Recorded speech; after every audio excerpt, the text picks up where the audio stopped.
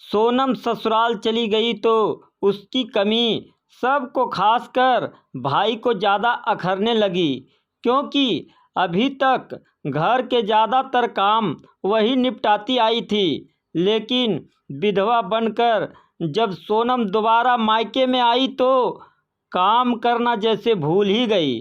सर्दियों के दिन थे, शाम का समय था। अंजलि का कमरा गर्म था। अपने एयर टाइट कमरे में उसने रूम हीटर चला रखा था। 2 साल का सानू टीवी के आगे बैठा चित्रों का आना जाना देख रहा था। अंजलि अपने पसंदीदा धारावाहिक के खत्म होने का इंतजार कर रही थी। पापा रोहित के आते ही सानू गोद में चढ़ गया। अंजलि उठकर रसोई घर में चाय के साथ कुछ नाश्ता लेने चली गई, क्योंकि शाम के समय रोहित को खाली चाय पीने की आदत नहीं थी।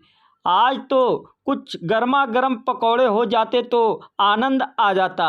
अंजलि के चाय लाते ही रोहित ने कहा, क्या गजब की ठंड पड़ रही है, और इस चाय का आनंद तो पकौड़े से ही आएगा। मेरे तो सिर में दर्द है। अंजलि माथे पर उंगलियां फेर कर बोली, तुमसे कौन कह रहा है? चाय भी क्या तुम्ही ने बनाई है? वह भी इतने दर्द में? सोनम दी कहाँ है? वह मिनट में बना देगी। सोनम दी, अंजलि ने जोर से आवाज़ दी। कहाँ हैं आप? थोड़े पकौड़े बना दीजिए, आपके भैया को चाहिए। इसी बहाने हम सब भी खा लेंगे। सोनम ने वहीं से आवाज़ लगाई, अंजलि तुम बना लो, मैं पीयूष को होमवर्क करा रही हूँ। इसका बहुत सा काम पूरा नहीं है, मैंने खाने की सारी तैयारी कर दी है, रोहित ने रुखाई से कहा। अभी तो 6 बजे हैं, रात तक तुम्हें करना क्या है? करना क्यों नहीं है भैया? माँ बीमार है तो रसोई भी देखनी है, साथ में उन लोगों को भी। फिर रात में एक तो पीयूष को जल्दी नींद आने लगती है, दूसरे टीवी के चक्कर में पढ़ नहीं पाता है, तो क्या उसके लिए सब लोग टीवी देखना बंद कर दे? रोहित ने चीढ़ कर कहा, क्योंकि उसे सोनम से ऐसे उत्तर की आशा नहीं थी। उसकी सरल ममतामयी दीदी तो सुबह से आधी रात तक भाई की सेवा में लगी रहती। इंटर के बाद सोनम ने प्राइवेट बीए की परीक्षा दी थी। परीक्षा के समय घर मेहमानों से भरा था, क्योंकि उसकी बड़ी बहन दिव्या का विवाह था और वह दिन रात मेहमानों की आवभगत में लगी रहती। कोई भी सोनम से यह ना कहता कि तुम अकेले कहीं बैठकर पढ़ाई कर लो, जबकि उससे बड़ी 2 बहनें 2 भाई भी थे। घर में आए मेहमानों की ज़रूरतों को पूरा करने के बाद सोनम जो ही हाथ में कागज़ कलम या पुस्तक उठाती तो आवाज़ आती, अरे कहाँ हो सोनम, ज़रा ब्याह निपटा दो तब अपनी पढ़ाई करना। दोनों बहनें अपने छोटे बच्चों के चोचलों और ससुराल के लोगों की आवभगत में अधिक लगी रहती। सबके मुंह पर दौड़ भाग करती सोनम का नाम रहता। माँ को तो घर आए मेहमानों से बातचीत से ही समय ना मिलता। कितनी मुश्किल से अच्छा घर वर मिला है, वह इसकी व्याख्या करती रहती। बुआ ने सोनम की परेशानी भाप कर कहा भी कि इसकी परीक्षा के बाद ब्याह की तिथि रखती तो निश्चित रही। अब सोनम की परीक्षा के लिए ब्याह थोड़े ही रुका रहेगा। फिर दीदी यह पढ़ लिख के कौन सा कलेक्टर बन जाएगी? बस ग्रेजुएट का नाम हो जाए, फिर इसको भी पार करके गंगा नहा लें। हम रिश्ते की बुआ कह उठी, भाभी आजकल तो लड़की को भी बराबरी का पढ़ाना पड़ रहा है। हम तो यह कह रहे थे कि परीक्षा के बाद ब्याह होता तो सोनम पर पढ़ाई का बोझ ना रहता। अभी तो उसे ना पढ़ने के लिए समय है और ना मन ही होगा। दीदी आप भूल रही हैं, हमारे यहाँ लड़के वालों की इच्छा से ही तिथि रखनी पड़ती है, लड़की वालों की मर्जी कहाँ चलती है। हम ज़्यादा कहेंगे तो उत्तर मिलेगा, आप दूसरा घर देख लीजिए। सोनम की जैसे तैसे परीक्षा हो गई थी, 50% नंबर आए थे।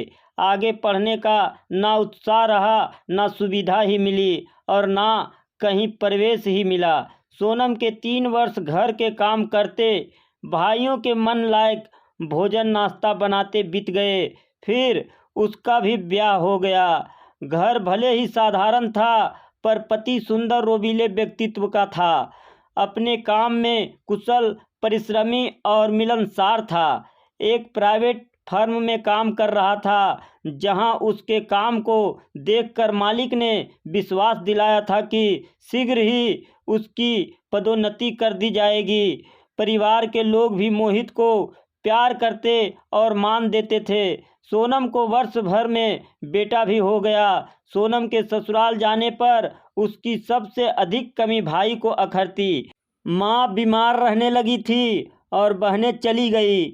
माँ ना रोहित के मन का खाना बना पाती, ना पहले जैसे काम ही कर पाती। सोनम तो भाई के कपड़े धोकर उन्हें प्रेस भी कर देती थी, उसकी कॉपी किताबें यथास्थान रखती और सबसे बढ़कर तो रोहित के पसंद का व्यंजन बनाती। विवाह को अभी 3 साल भी ना बीते थे कि सोनम पर वज्र सा टूट पड़ा था। एक दुर्घटना में सोनम के पति मोहित की मृत्यु हो गई। मोहित जिस फर्म में काम करता था, उसके मालिक ने उस पर आरोप लगाकर कुछ भी आर्थिक सहायता देने से इनकार कर दिया। बेटी को मुसीबत में देखकर माता पिता उसे अपने घर ले आए। सोनम पहले तो दुख में डूबी रही। बड़ी मुश्किल से माँ और बहनें उसके मुंह में 2-4 कौर डाल देती। उसका तो पूरा समय आंसू बहाने और साल भर के पीयूष को खिलाने पिलाने में ही बीत जाता था। कभी कुछ काम करने सोनम उठती तो सभी उसे प्रेम बस दया बस मना कर देते।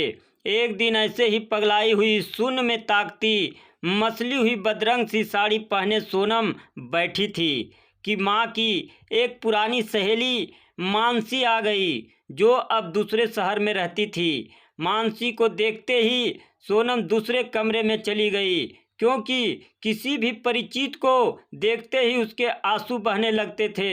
माँ ने कई बार आवाज़ दी, बेटी सोनम देखो तो मानसी मौसी आई है। माँ के बुलाने पर भी जब सोनम नहीं आई, तब मौसी स्वयं ही उसे पकड़कर सबके बीच ले आई और बहुत देर तक अपने से चिपकाए आंसू बहाती रही। कुछ देर में उन्हें लगा सोनम से कुछ काम करने के लिए नहीं कहा जाता और ना वह खुद काम में हाथ लगाती है। तब उन्होंने माँ को और भाभी को समझाया कि इसे भी घर का कुछ काम करने दिया करो, ताकि इसका मन लगा रहे।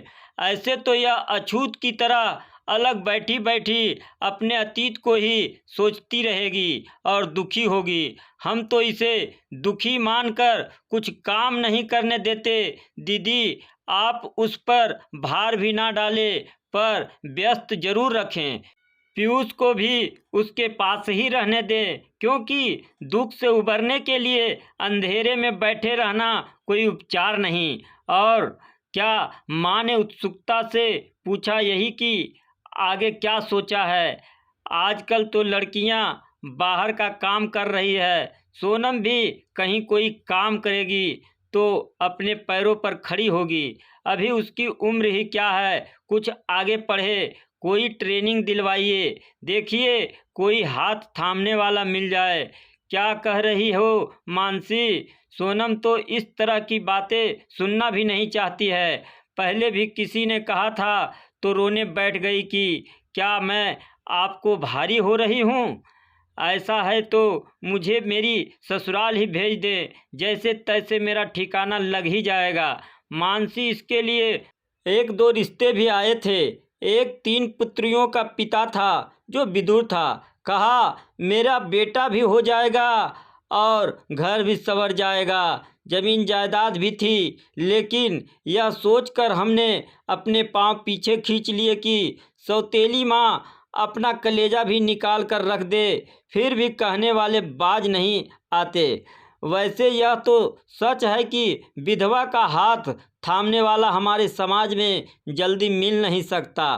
फिर दूसरे के बच्चों को पिता का प्यार देना आसान नहीं। ग्रेजुएट तो है, किसी तरह की ट्रेनिंग कर ले। आजकल तरह तरह के काम, लेकिन लड़की के लिए सुरक्षित स्थान और इज्जतदार नौकरी हो तब ना। फिर उसका मन भी नहीं है, भाई भी पक्ष में नहीं है। एक के बाद एक कर 8 वर्ष बीत गए। सोनम घर के काम में लगी रहती। गरम खाना, चाय नाश्ता देना, घर की सफाई करना और सबके कपड़े धोकर उन्हें प्रेस करना उसका काम रहता। बीतते समय के साथ अब उसकी सहेलियां भी अपनी अपनी ससुराल चली गई, जो कभी आकर सोनम के साथ कुछ समय बिता लिया करती थी। उस दिन उसकी एक पुरानी सहेली शोभा आई थी। वह उसे अपने घर ले गई, जहाँ महाराजिन को बातें करते सोनम ने सुना। बीबी जी, मैं तो पहले कभी दूसरे की रसोई में भी नहीं जाती थी। काम करना तो दूर की बात थी, पर जब मनुआ के बाबू 2 दिन के बुखार में चल बसे, तब घर का खर्च, पीतल तांबे के बर्तन, चांदी सोने के गहने बेचकर मैंने काम चलाया। उस समय मेरे भाइयों ने गांव में चलकर रहने को कहा। मैंने अपनी चचिया सास के कहने पर जाने का मन भी बना लिया था, लेकिन इसी बीच मेरी जान पहचान की एक बुजुर्ग महिला ने कहा कि बेटी, तुम यहीं रहो, मैं काम करती हूँ, तुम भी मेरे साथ खाना बनाने का काम करना। बेटी, काम कोई बुरा नहीं होता। काम को छोटा बड़ा तो हम लोग बनाते हैं और समझते हैं। मैं जानती हूँ कि गांव में तुम कोई काम नहीं कर पाओगी। कुछ दिन तो भाभी मान से रखेगी, पर बाद में छोटी छोटी बातें अखरने लगती है। उसके बाद से ही मैंने कान पकड़ा और यहीं रहने लगी। अपनी कोठरी थी और अम्मा का साया था। सोनम दूर बैठी उनकी बातें सुन रही थी और उसे अपने पर लागू कर सोच रही थी कि माता पिता जहाँ तक होता है उसके लिए करते हैं, किंतु भाभी अखरने वाली बातें सुना जाती है। अब कल ही तो भाभी अपने बच्चों के लिए 500 के कपड़े लाई और उसके पीयूष के लिए 100 रुपये खर्च करना भी उन्हें आसान लगता है। ग्रेजुएट है, कोई काम करे, कुछ ट्रेनिंग ले ले। मानसी मौसी ने पहले भी कहा था, पर माँ ने कह दिया कि लड़की के लिए सुरक्षित स्थान हो, इज्जतदार नौकरी हो, तभी ना सोचे। सोचते हुए 8 वर्ष बीत गए थे। उसकी सहेली शोभा कौर के पिता की कपड़ों की दुकान थी। पहले शोभा भी अक्सर वहां बैठती और हिसाब किताब देखती थी। कई सालों से शोभा उसे दुकान पर आने के लिए कह रही थी और एक बार उसने दुकान पर ही मिलने को बुलाया था। सोनम वहां पहुंची तो शोभा बेहद खुश हुई थी और उसे अपने साथ अपनी दूसरी दुकान पर चलने को कहा। सोनम को बुनाई का अच्छा अनुभव था। किसी भी डिजाइन को देखकर पढ़कर वह बना लेने में कुशल थी। सोनम ने वहाँ कुछ बताया भी और ऑर्डर भी लिए। शोभा कौर ने उससे कहा, सोनम, एक बात कहूँ, बुरा तो नहीं मानोगी? नहीं, कहो ना। मैं चाहती हूँ कि तुम दिन में किसी समय आकर थोड़ी देर यहाँ का काम संभाल लिया करो। तुम्हारा मन भी बहल जाएगा और मेरी मदद भी हो जाएगी। तुम माँ से कहना। सोनम ने कहा, मुझे तो शोभा कोई आपत्ति नहीं है। उसी दिन शाम को शोभा ने सोनम की माँ से कहा, आंटी, मैं चाहती हूँ कि सोनम मेरे साथ काम में हाथ बटा दे। सोनम की माँ को पहले तो अच्छा नहीं लगा। सोचा शायद इसे पैसे की कमी खटक रही है। अभी सोनम की माँ सोच रही थी कि शोभा बोल पड़ी, आंटी, इसका मन भी घर से बाहर निकलकर थोड़ा बहल जाएगा और मुझे अपने भरोसे की एक साथी मिल जाएगी। यह केंद्र समाज सेवा के लिए है। माँ ने यह सोचकर इजाज़त दे दी कि सोनम घर के बाहर जाएगी तो ढंग से रहेगी। महीने के अंत में शोभा ने सोनम को लिफाफा पकड़ा दिया। यह क्या है? कुछ खास नहीं, यह तो कम है। तुम्हारे काम से मुझे जो लाभ हुआ है उसका एक अंश है। हमें दूर दूर से ऑर्डर मिल रहे हैं, तो मेरी सास और पति का कहना है कि हमारे पास खाने को बहुत है। तुम मेरी सहायता करती रहो और मेरे केंद्र को चलाने में हाथ बटाओ। मेरी बहन की तरह हो तुम।